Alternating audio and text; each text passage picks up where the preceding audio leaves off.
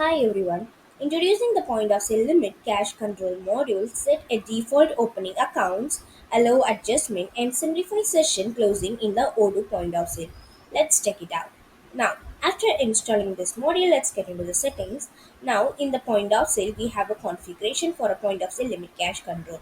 Now, let's check in first one, which is a default opening account.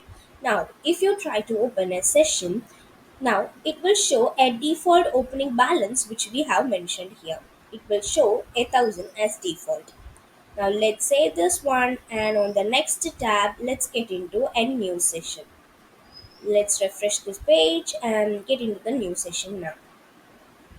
Over here you can see a opening cache control where you can see the opening cache as 1000. Now let's place an order and let's add a customer over here and I'll do the payment. Let's validate this. Yes, so the payment is done right now. So if I use to close the session, it shows all the payment methods that we have done, like payment, all the cashes that we have done, bank transactions, everything can be seen in the closing session. Now let's close the session. So from here in the settings, we have another option to hide those payment summary. So for that, we need to enable this option. Let's save this one and on the next tab, let's refresh the page and let's get into the new session now. While opening the session, it shows an opening cache as 1000.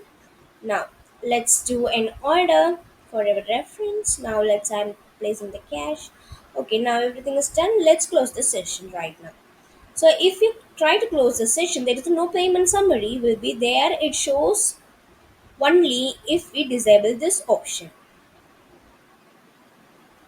So this is how this module works. If you have any queries regarding this video, you can ask in the comment box. We will definitely solve your queries. And if you feel this video is helpful to you, you can like this video and subscribe our YouTube channel for more Odoo related updates. Thanks for watching.